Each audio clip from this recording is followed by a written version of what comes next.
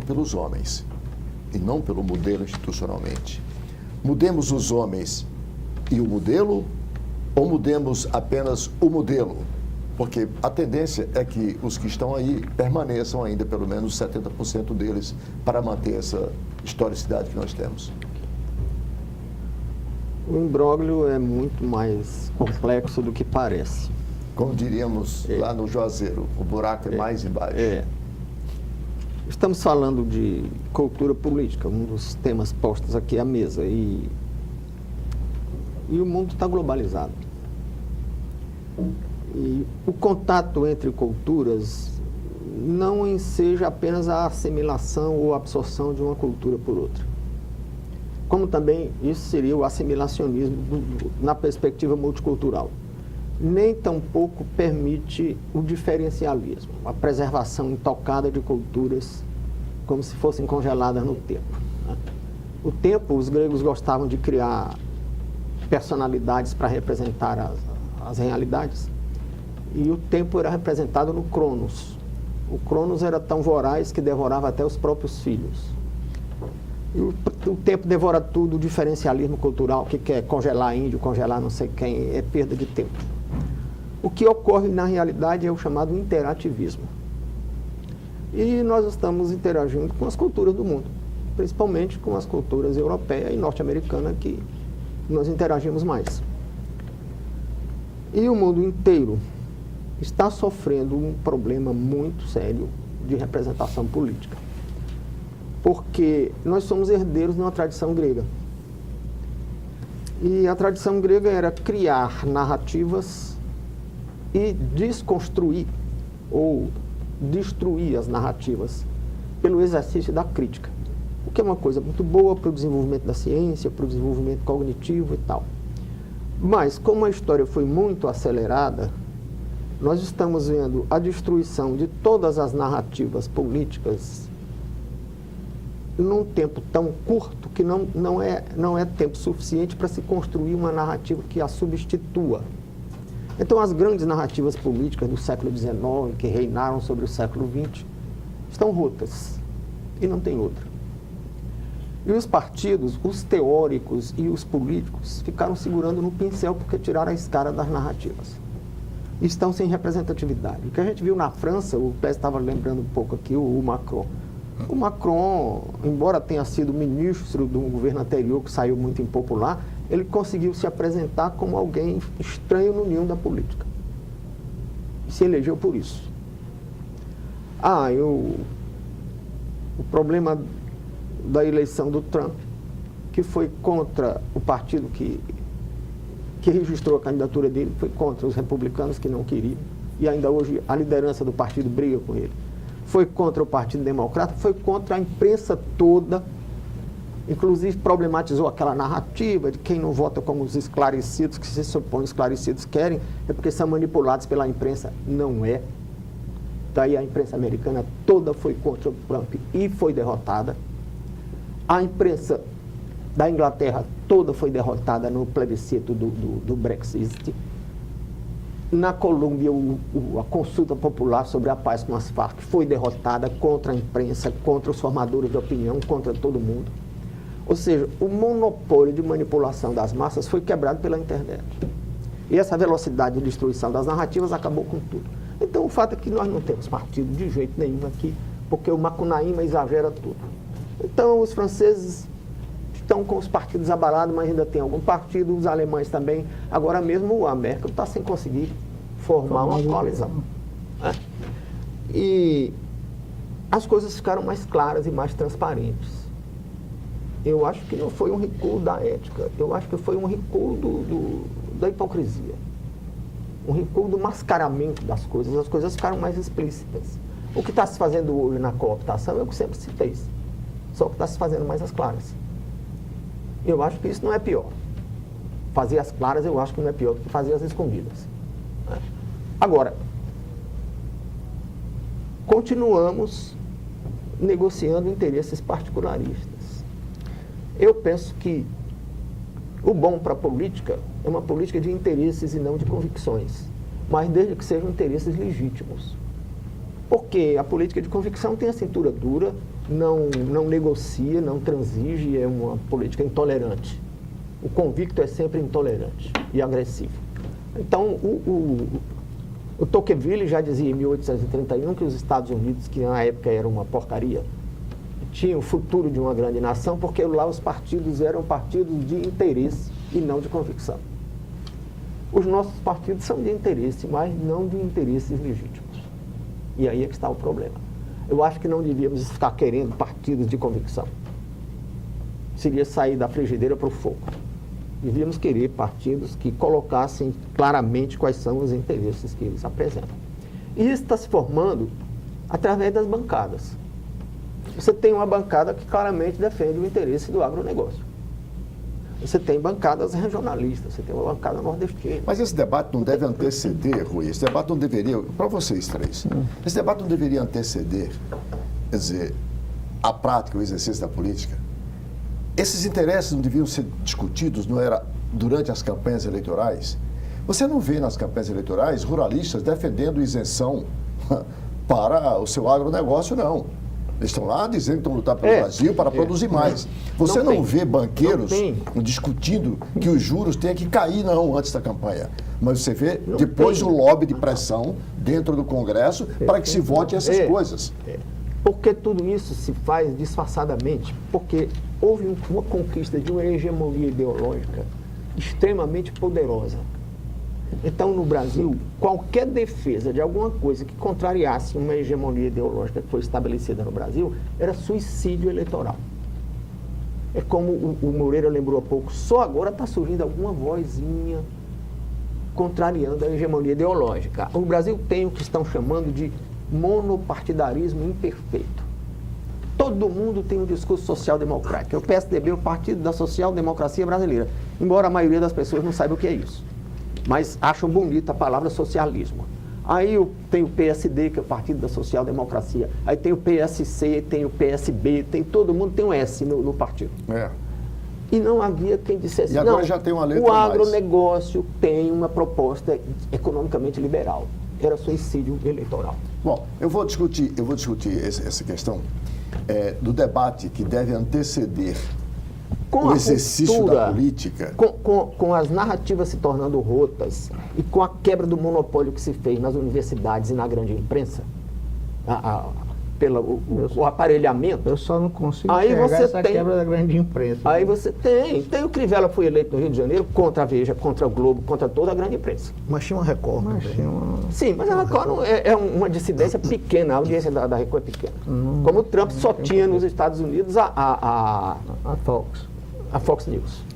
Bom, a quebra do monopólio dos setores, inclusive da própria imprensa, a exemplo de que a quebra dos interesses particularistas, nós vamos discutir isso no próximo bloco, porque aproximamos-nos de mais uma eleição. E é importante que essas questões sejam discutidas durante o debate eleitoral e não na prática, no exercício dentro do Congresso Nacional. Um instante só e a gente volta.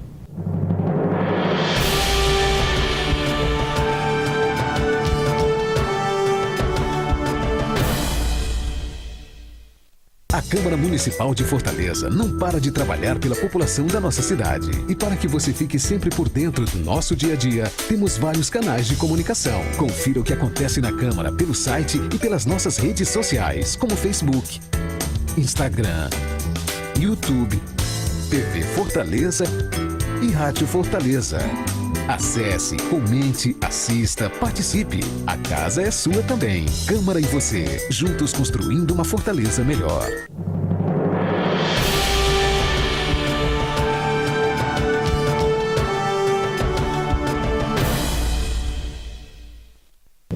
De volta com o terceiro bloco do programa Observatório pela TV Fortaleza, canal 6 da Multiplay. E no canal aberto digital, você pode sintonizar a TV Fortaleza pelo canal 61.4. O programa vai ao ar aos domingos, às 23 horas, com reprise às segundas e sextas-feiras, às 22 horas, mas você também pode acompanhá-lo pelo YouTube. Para o assinante que ligou agora, nós temos hoje as participações dos nossos debatedores, os professores Clésio Arruda, Francisco Moreira e Rui Martinho Rodrigues. Discutimos no primeiro e no segundo bloco os governos de coalizão ou cooptação. E eu quero agora colocar para a nossa discussão o debate da política em si. Nas campanhas eleitorais, e nós estamos em um ano pré-eleitoral, e isso vai ser... já posso dizer que nós já estamos no ano eleitoral. 18 já começou. A gente vai encontrar no debate, na televisão, em praça pública, nas reuniões, o disfarce do que efetivamente será executado como política imediatamente após a posse dos eleitos. Peguemos aqui Previdência Social. Ainda que se vote alguma reforma da Previdência agora, não será a reforma estrutural que a Previdência está a demandar, embora haja vozes em contrário, como, por exemplo, do presidenciável Ciro Gomes, que acha que a reforma da Previdência não é essa que está aí. Não há esse déficit, mas isso é uma questão que eu quero colocar.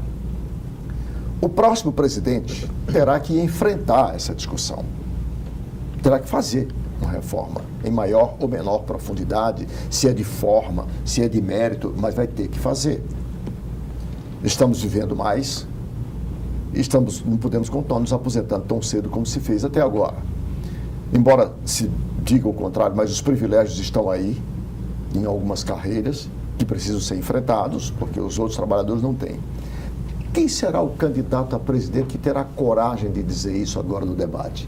Porque se ele discutir isso no debate, é sinal que, uma vez eleito, ele vai tentar aprovar. E aí a gente sabe.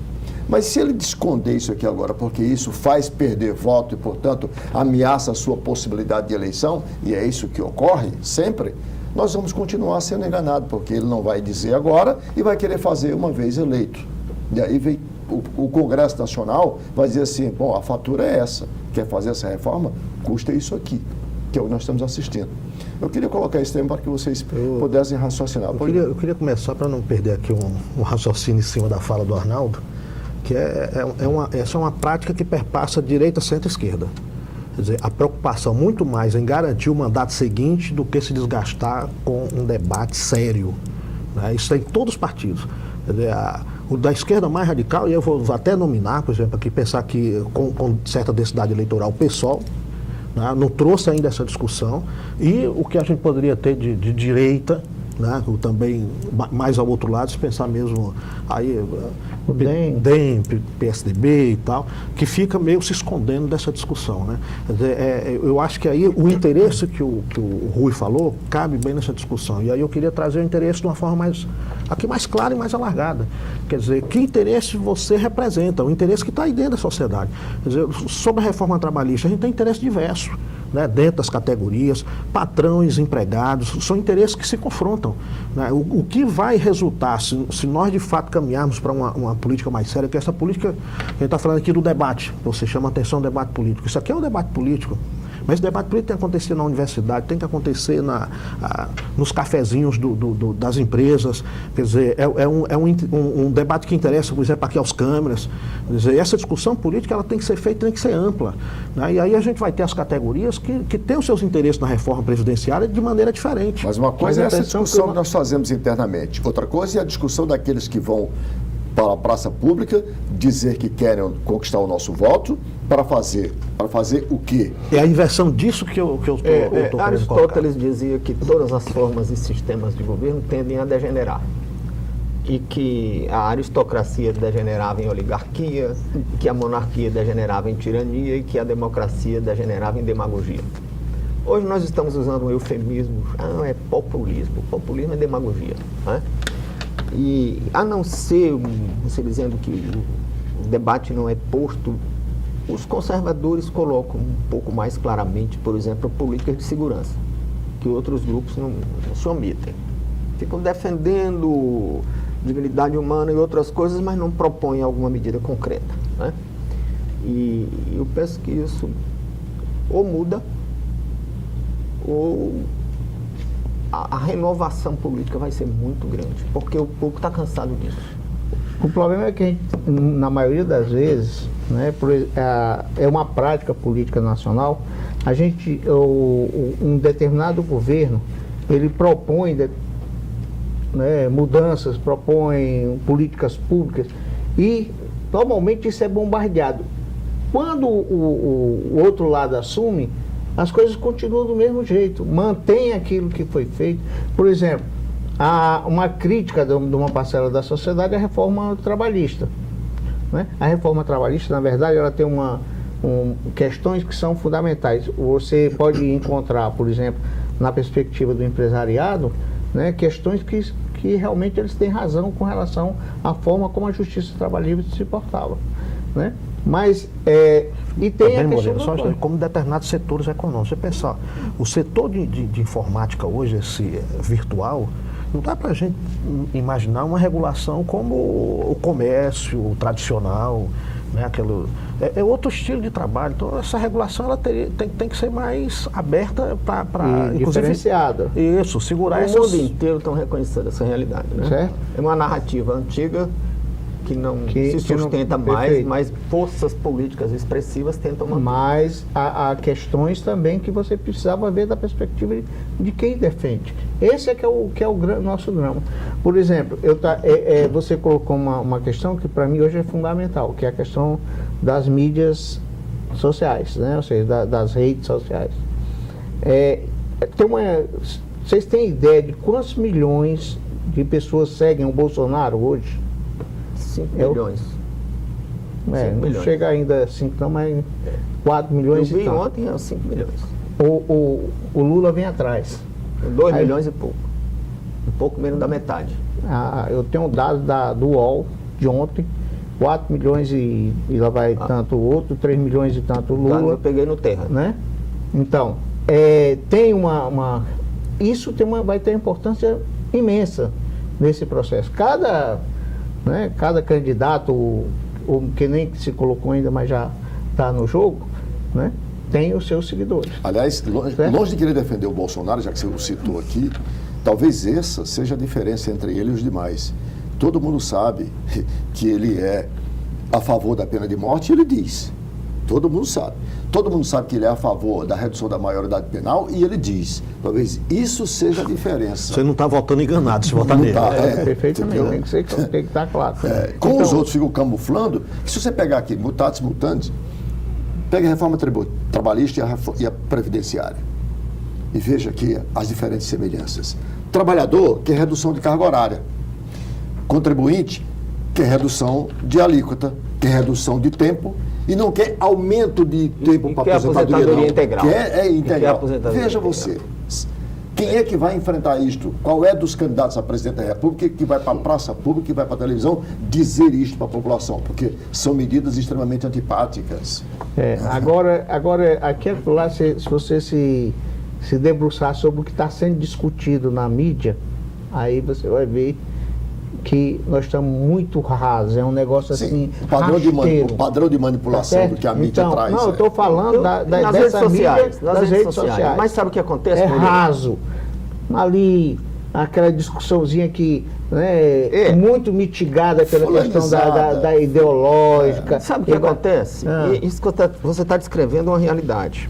Mas por que é assim? Porque as universidades foram aparelhadas e o discurso, a narrativa alternativa não foi divulgada, as pessoas não conhecem.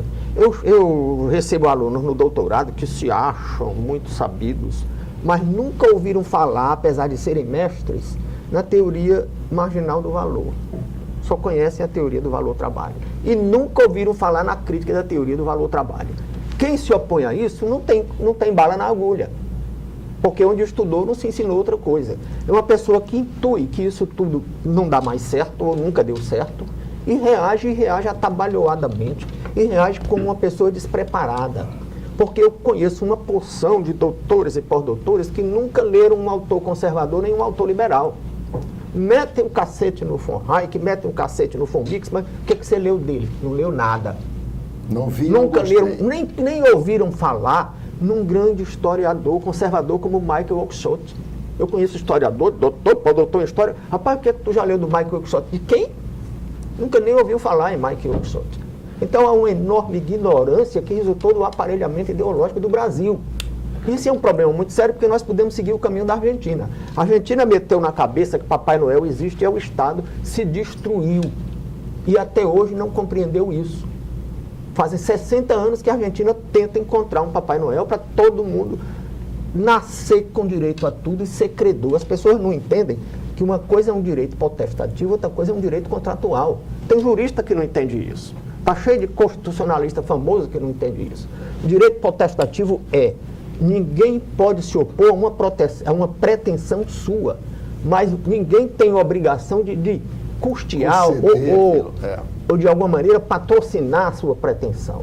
Então, tem um historiador da Federal Fluminense que diz: não, a ideia lockeana de que todo mundo tem direito a um palácio é uma mentira, porque tem um obstáculo de direito. Não, todo mundo tem um direito potestativo ao palácio, não é mentira não. É um desafio para ele conquistar. Agora, ninguém tem obrigação no direito contratual, é que a um direito corresponde a uma obrigação. Se você tem um crédito de R$100, é preciso que alguém lhe deva R$100. Agora, se você aspira a morar num palácio, ninguém lhe deve lhe dar um palácio. Então, é uma ideia de que a pessoa nasce com crédito contra o mundo. Né? A ideia de que você nasce com crédito muito no sistema com o mundo, e o mundo lhe deve tudo. E ninguém é desafiado a superar, a fazer um esforço de superação na existência. E isso não está dando certo. Essa visão é muito de que eu posso construir o que eu pretender. Não pode construir, mas se quiser tem que tentar. Sim, mas prefiro até usando os meios. E se não conquistar,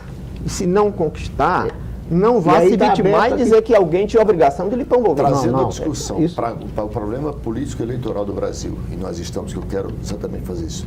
O que eu estou querendo dizer é quando é que nós vamos assistir e como é que nós, enquanto sociedade, devemos nos posicionar diante dos milhares de candidatos que virão daqui a pouco para a televisão, bater em nossas casas, para as redes sociais, pedir o nosso voto com suas propostas. É que eu quero ver qual é a proposta, como nós vamos nos defender dessa manipulação, porque os assuntos efetivamente que representam a pauta da sociedade brasileira, eles são sempre historicamente disfarçados. E não se pode mais pôr a culpa no pouco período, na pouca tradição democrática do Brasil, porque nós já estamos vivendo o mais longevo dos períodos democráticos. O Ortega y Gasset falou em revolta das massas num sentido completamente diferente do que está acontecendo agora. Agora o que está havendo é aquela massa que não se deixou manipular pelo aparelhamento das instituições formadoras ou deformadoras de opinião, está reagindo e reagindo atabalhoadamente. Um exemplo, o desastre da eleição do Trump. Eu acho que continua sendo manipulado. O desastre da eleição do Trump foi uma reação dessa maioria que intui que está tudo errado, mas não sabe dar uma resposta. Eu acho que continua sendo manipulado. A manipulação, acho que ela está presente ainda nesse processo. As próprias redes sociais, por exemplo, o que a gente tem hoje, uma coisa que é muito comum, o uso constante, não vou dizer, mas da inverdade. Você cria, né, fake news. Um fato e divulga aquilo como se fosse verdadeiro. Cria toda uma... Sim, mas agora tem um contraditório. Aonde? Tem um contraditório nas redes sociais. Não vejo, não. Tem. Eu vejo muitas vezes que Tem determina... tiroteio de todo lado. Tem tiroteio para todo lado. Tem redes sociais que você pega lá nos milhares de pessoas, né, que acreditam naquilo cegamente. Como se aquilo... Tem convicção para todo lado. Mas é o tipo... Quando, a partir de uma inverdade, você transformar aquilo... Tem para todo lado, tem essa coisa de você acreditar, por exemplo, no superávit da Previdência. É uma mágica. Eu ainda vejo a internet como promessa, mas como transformadora nesse momento. Eu acho que ela ainda repete o que está fora. Né? Eu acho, por exemplo, a gente não vai romper com a propaganda eleitoral que nós vamos assistir, das generalizações. Todos a favor da educação, todos a favor da segurança, sim, sem dizer como, de onde vem o dinheiro. Em abstrato. Isso, que todos se transformam iguais. Quer dizer, aquilo que a gente vai assistir também dentro Até porque não tem outro discurso. As pessoas não sabem fazer outro discurso. Nem elaboram, não tem capacidade de elaborar. Né? E aliás, a mesma coisa ela vai passar por dentro das redes sociais. Eu não acredito que a gente vai ter uma melhora de qualidade ainda pelas redes sociais. Eu concordo com que abre a participação, agora você não tem a comunicação só de um lado. Não sabem propor, mas sabem repudiar. Aliás, o Clésio, você traz aqui um assunto que eu particularmente sou cético. Fizeram uma mudança agora no sistema eleitoral e a propósito de reduzir os custos de campanha, do financiamento de campanha, uma das coisas que se conseguiu extinguir foi os chamados programas eleitorais, aqueles horários gratuitos, né? E vai se partir agora para os programas somente do período eleitoral e os comerciais, as inserções e tal. Que nunca foram gratuitos, né? Não, nunca foram, porque aquilo é isenção. Mas para reduzir um pouco mais as isenções, tiveram que eliminar aqueles programas confiando na rede social. Eu, particularmente, sou cético em relação a isso. Eu não creio que o debate substantivo de que nós precisamos, que é isso, o que é que se vai defender Não para as sabem próximas propor. eleições, será feito em rede social. Não será. Rede social é para fazer comunicação, para mobilização ou para se distribuir os repúdios e as mentiras, os fake news, é isso. E vamos ver o que vai acontecer, qual será o resultado. Tenho a impressão que alguém vai sentir falta do programa eleitoral gratuito, entre aspas, da televisão. Porque num país em que você, pelas próprias características, você não consegue mais ir para a praça pública, reunir as pessoas, onde é que você vai debater ainda para chegar o maior número possível de pessoas?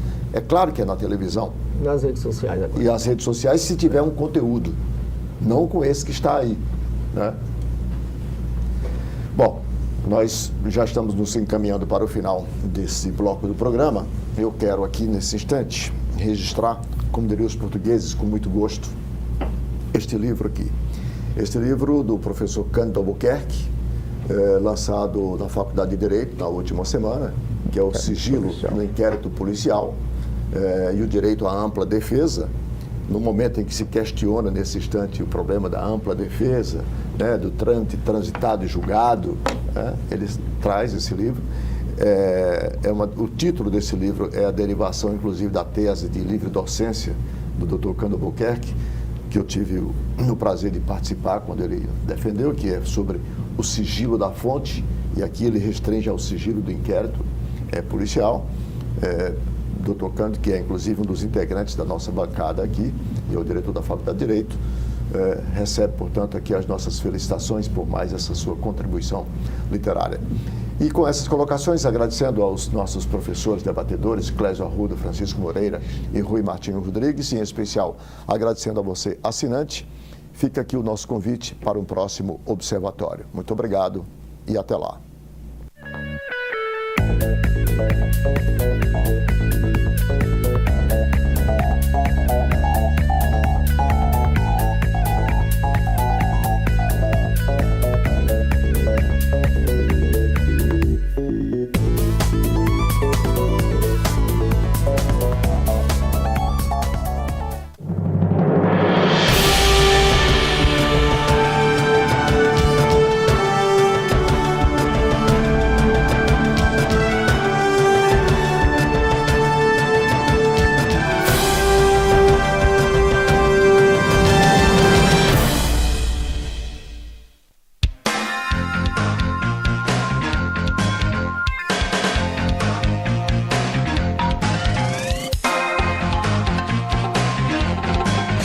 Oi pessoal, que bom, já estamos aí de volta, né? Começando sempre esse nosso programa Entre Amigos, todas as sextas-feiras, você já sabe, nosso encontro às 21 horas aqui na TV Fortaleza, o programa inédito, né? Tem aí as reprises.